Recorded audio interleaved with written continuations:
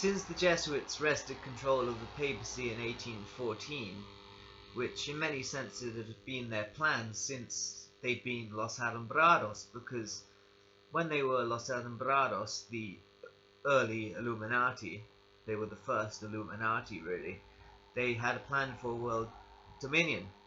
And when the Borgia family took the Los Alumbrados and turned them into the papal military monk organization of the Jesuits were then bound under oath to the papacy. The Jesuits were never actually truly Catholics. They were actually merely using the papacy for their own ends, which was to eventually gain world dominion. And so they became the main aspect of the Counter-Reformation, the main entity.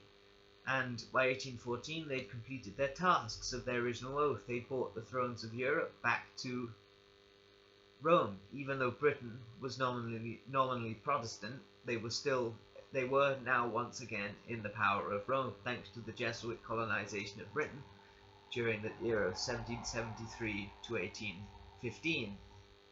And indeed the coup de grace was the Rothschild's trick of saying that Napoleon had won the battle, thus the British Stock Exchange plummeted to very low prices, and the Rothschilds were able to buy up virtually Britain's entire economy for the Jesuits before the announcement that the British had won Waterloo. Thus, it was very clever. The Rothschilds pretty much took over Britain economically for the Jesuits, and indeed they were rewarded within 8 years by becoming announced as the treasurers of the Vatican in 1823, a role that they still hold today. The Rothschilds are not the most powerful people in the world. That's disinformation. They are a part of the structure, but the Jesuits like to put it out that the Rothschilds are the biggest family, so that they can create fascism as part of a dialectic and to deflect away from the real Jesuit rule. So the Jesuits, they began as Los Alumbrados. They had their own vision for global dominion, and as I said, that was put on hold for a while they achieved what they needed to do for the Catholic Church. But since their suppression in 1773, we start to see the true colors of the Jesuits. They weren't just a Catholic organization, because they were quite happy to strangle the Catholic Church, what it had done to them. Several countries had suppressed them, and then Pope Clement XIV had suppressed them, and the Jesuits wanted revenge. So they pretty much destroyed the Catholic Church's ability to collect tithes. So by 1814, the Catholic Church was begging for the Jesuits to take over, basically, because the Jesuits had managed to cut off their entire source of income. So the Catholic Church was in complete disarray, and thus Pope Pius VII was forced to restore the Jesuit Order, and ever since then every pope has been a Jesuit puppet. But we ask the question, if the Jesuits now, since they've completed their oath by 1814, 1815 to bring the thrones back to the papacy, and in the process they had become the papacy. The Jesuits were now the papacy, so they were able from thenceforth to follow their own agenda, which was the wish for Jesuitical Illuminati global dominion, in combination with the high ultra-aristocratic families and the arch high grey Jesuit bloodlines, who form the wider Illuminati, as it were, who are the ultra-aristocratic quest for world dominion based on a feudal structure. So why do the Jesuits need to keep the Vatican going? If the Jesuits have revealed their true colours by attacking the Catholic Church, they aren't really a Catholic entity. And indeed, with Weishaupt Illuminati, they added a new technocratic element to their ideals. But they keep the papacy as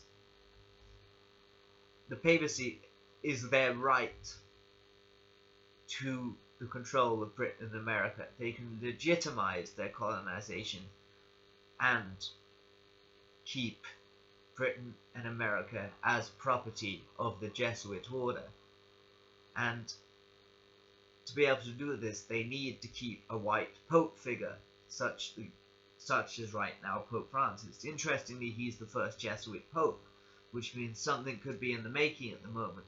But they must keep the papacy as it is, even though all the popes are puppets, simply because of the manner by which the Jesuits are able to legitimize their control over Britain, which dates back to 1207-1208, when there was a problem with the succession of the Archbishop of Canterbury. Pope Innocent III wished for Stephen of Langford to become the Archbishop of Canterbury. King John did not wish that man to be the Archbishop of Canterbury. So Pope Innocent III, who interestingly was very much for primitive Catholicism and in many senses Romanized communism, so Pope Innocent III would be seen as the perfect pope for a Jesuit puppet pope, as his ideals are very similar to the Jesuits and the ultra-aristocracy. But regardless of that, he introduced a papal interdict on the population of Britain, not just on King John, but the entire population, and excommunicated King John. And King John, by 1213, was forced to give concessions to Pope Innocent III, which involved giving England, the lands of England, the population of England, and all of the holdings of England to Pope Innocent III. Thus, Britain became a direct papal fief. 2 years later, the barons, who were very angry with King John, brought forth the Magna Carta, and foolishly King John signed the Magna Carta. Pope Innocent overrode that and simply ripped up the Magna Carta to shreds and said to King John, you need to make more concessions to me now for breaking the contract. Thus, not only was England, its land, its population, and its holdings forfeited to Pope Innocent III and the papacy, but now the British Crown, the Crown Corporation, the British throne, and the British monarchy were now made as concessions to the Pope. Thus, the Pope now controlled the throne, the Crown Corporation, and the monarchy of Britain, and has done ever since. And thus, all kings and we are still all subordinate to the Pope. And it's not just the UK, this continued into the America, because America was begun with the Virginia Company and expanded from there. America is nothing more than a corporation. It's a corporation under the control of the papacy, and it's another fiefdom. Both Britain and America represent fiefdoms of the Pope. And who is the papacy now? The papacy now are the Jesuits. Thus the Jesuits could legitimize their rule of Britain and America through these laws of fiefdom due to the concessions. But to be able to do so, they have to keep the white Pope in place, even though the Jesuits are running the white Pope and dictating to the white Pope from behind. The Jesuits are effectively the papacy. They need to maintain a Pope character to be able to legitimize Jesuitical rule over Britain and America.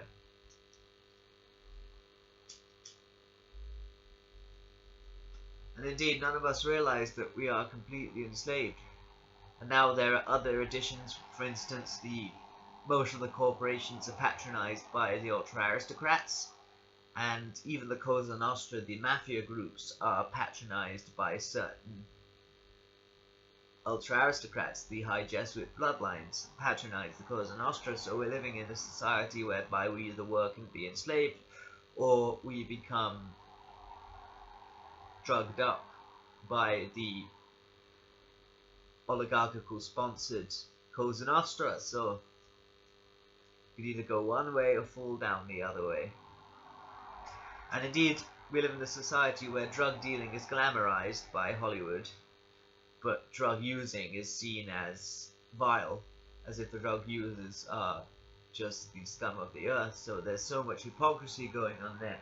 And indeed, I have so much stigma surrounding me, being paranoid, schizophrenic, being a crackhead, smackhead, whatever you want to call me, biting my mother, and it was all over the news. There's a certain amount of stigma that I cannot escape, but I want to continue to put forth as much truth as I possibly can. I don't care if people think I'm a nut. I'm going to keep speaking until forever. I'm never going to give up. And listen to me if you will, but just research, research, research.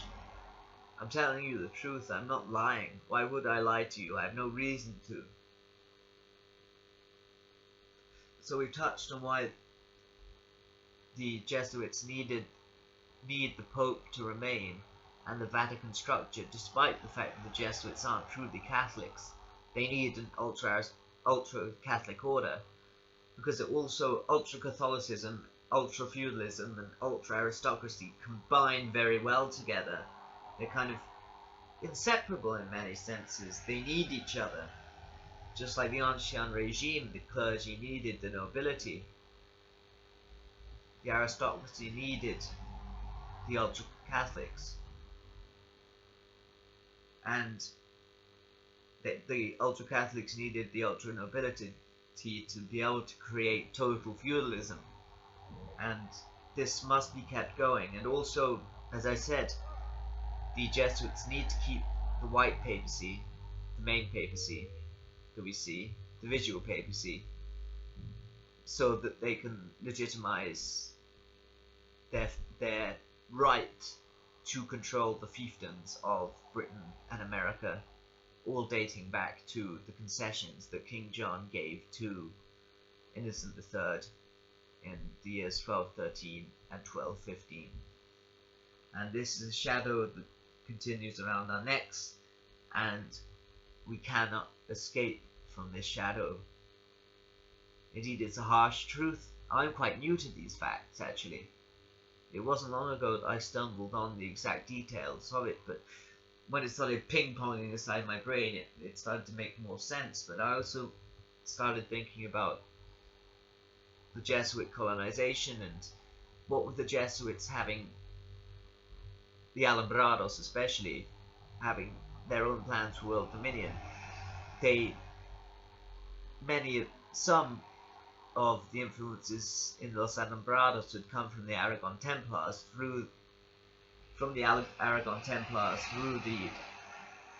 Order of the Calatrava to the Order of the Montesa to the Los Alumbrados, and this was all the sort of Templar ideal that kept going through, even though the bloodlines of the Merovingians maybe didn't stay pure. By Los Alumbrados had their own view for world domination. And when Lorenzo Ricci patented, just after the Jesuit suppression in 1773, by 1776, Lorenzo Ricci had patented Adam Weishaupt to revive the world domination orders of the Alumbrados, and since then that has occurred. And they've used various experiments of different styles of government to try and achieve world dominion. They try out communism, fascism, corporatism, capitalism, and all of these are different tests to try and work out the perfect way by which the re-emergent Los Alumbrados, also known as the Jesuit Order, these terms are now interchangeable. In fact, the terms Los Alumbrados, the Bavarian-Illuminati, and the Jesuit Order are all interchangeable. So we are watching their gathering worldwide plan for domination of the earth, and it all begins with the legitimacy of the fiefdoms of Britain and America. And indeed, the Aragon Templars, Los Alumbrados, had Britain in their sights because they wished to reunite with the Templars that had escaped to Scotland after the initial suppression of the Templars by the Papacy and the French monarchy during the 1310s, and some of them escaped to Scotland, especially the St. Clair family, Merovingian blood, and they then sort of anglicised their name to Sinclair and created Scottish Rite Freemasonry. Thus, when the Jesuits colonised Great Britain, they were supported by many Catholic families that had been in hiding, some Jesuit dynasties, some Protestant dynasties that were actually Jesuits, like the Cecils, and also by the Scottish Rite Freemasonry, who it was all very covert and clandestine, and you can't find out any of this in the books. This is all alternative to the alternative to the alternative to the alternative history. You will never read about the Jesuit colonization. Indeed, they blackmailed King George III. They had complete control over him pretty quickly, and through their use of Catholic dynasties and Scottish Rite Freemasonry, they were able to completely dominate Britain, and indeed they legitimized it within their minds because of the concessions of King John in 1213 and 1215, and thus the throne belonged to the papacy. Thus, by now, the papacy were the Jesuits, just therefore the throne, the monarchy, sovereignty, land, population, holdings, all now belong to the Jesuit Order. And it's time for them to create reductions here, maybe. And indeed, that's what they're doing with corporations. They are creating reductions, and with an added police state. And sorry, I've just lost my thought. But having King George III as a puppet king, and I believe there must have been some elements of nobility that must have tried to resist the Jesuit colonization, but undoubtedly they were crushed. But who knows, because none of this is in the history books. Nobody knows anything about it. And very few people know about the concessions that King John made during the 1210s, 1213 and 1215 to be exact, and that is one of the most important factors. The Jesuits now being the papacy, the Pope is just a puppet of theirs, a mouthpiece. The Jesuits having become in control, they have legal right to the lands of Britain and America. And indeed, who are the two world superpowers in terms of military today? It's Britain and America, the two most important fiefs in the Jesuit armory. Does that not start bringing links between all of these wars that Britain and America get into? Are simply papal wars, papal crusades directed by the Jesuit Order which has right over Britain and America since 1213 and 1215. And there isn't very much we can do about it yet, unless we get the truth out. Unfortunately, too many people see me as a crank, but if I keep pushing and pushing and pushing and pushing, then eventually people may begin to realize what is going on. This is a mess. And, you know, during the Cold War was falsified because the Soviet Union's foreign policy was being dictated from Georgetown University just outside Washington, D.C., as well as US foreign policy was being dictated to by Georgetown. There are secret tunnels leading from Georgetown to the White House. Georgetown is the top Jesuit university in America, and the resident Jesuits there pretty much dictate all American internal and foreign policy, and they meet up in the tunnels that lead from Georgetown to the White House, and all American presidents are puppets completely beholden to this Jesuit aristocracy and Jesuit oligarchy that are in charge of the land because they are the papacy, and thus this is their fief. and presidents are below them in the echelons, because this is the Jesuits' fief. They hold the ultimate power in these lands, and nothing can change that apart from an awakening. But people are always like, oh, the Jesuits are just a harmless Catholic order, but they're not. The amount of assassinations, intrigues, the amount of kings they've killed, the amount of popes they've murdered, it's crazy. They've been operating rogue, although they were nominally a part of the Catholic setup since they'd been brought out of Los Alumbrados by Borgia, the Borgia crime family. They have operated rogue for so long. Indeed, the Palavicini family funded Elizabeth I's war against the Spanish Armada, even though the Palavicinis are meant to be a Catholic family. I mean, they're operating rogue just as the CIA operates rogue. But who did the CIA get their ideas from? They imitate the Jesuits. It's the Jesuit Order that runs the world. The Jesuits are the Illuminati. The Alumbrados are the Illuminati. The Jesuits are the Alumbrados. All three terms are interchangeable, and they have a plan for world dominion. 200 years ago, they completed their initial oath to the Papacy, and by 1814, indeed, they had control of the Papacy. And ever since then, it has been a thrust for the Jesuit New World Order. And who are their main military arms? United Kingdom, United States. The two vassal states, the two fiefdoms. And they are also the military might of this vile Jesuit entity. And all we can do now is watch and see what occurs and try and get the truth out. I don't care what you think of me, a schizophrenic, paranoid schizophrenic, a madman, a mother-biting freak, smackhead, crackhead, you can call me all the names under the sun. I don't care. This is truth, and I will keep speaking it, and you will not silence me. Now I'm going to fade out and drink my coffee and have a cigarette.